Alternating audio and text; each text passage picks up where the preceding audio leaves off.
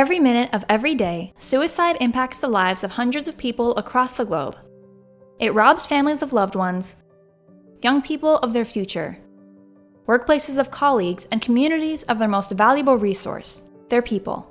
And surprisingly, of the 800,000 people a year worldwide who die of suicide, most saw a healthcare professional in the year prior to their death. Contrary to popular belief, the problem isn't that those at risk are disconnected from healthcare. It's that gaps exist that allow these individuals to slip through. Despite this, healthcare has remained unchanged, presuming many deaths were tragically inevitable.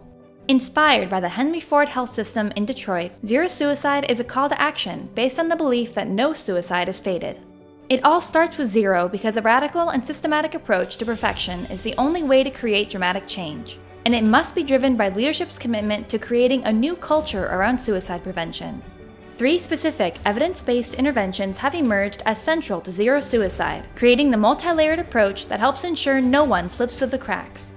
First, we must make it okay to talk about suicide. Healthcare must routinely screen for suicide risk at all patient touchpoints within a health system.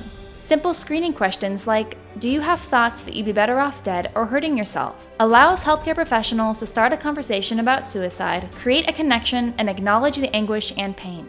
The simple act of asking about suicide risk is more predictive of a future suicide attempt than even cholesterol scores are for a future heart attack. Second, the strongest resource in preventing suicide is always the person at risk. By collaboratively designing safety crisis plans that include reducing access to lethal means and following up with phone calls after discharge, one recent study showed a 45% reduction in suicidal behavior. And third, we must treat suicide directly. We've assumed that treating mental health and/or addiction will fix suicide risk, but that doesn't always remedy the pain that underlie thoughts of suicide. Zero Suicide trains health professionals to deliver specific treatment, as well as caring and supportive contacts either between appointments or as post-care follow-up in the weeks and months to come.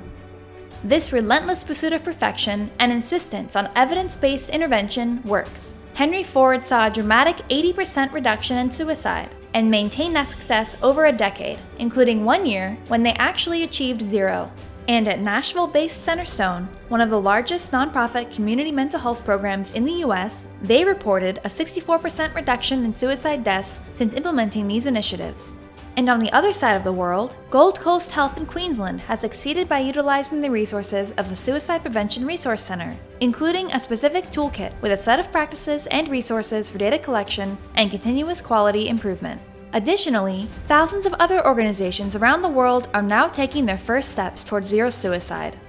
Bold visions have put a man on the moon and cured polio. For suicide prevention, there's no more time for half measures and missed opportunities. Only with insightful leadership committed to the pursuit of zero suicide will we be able to make significant strides towards eradicating these tragedies.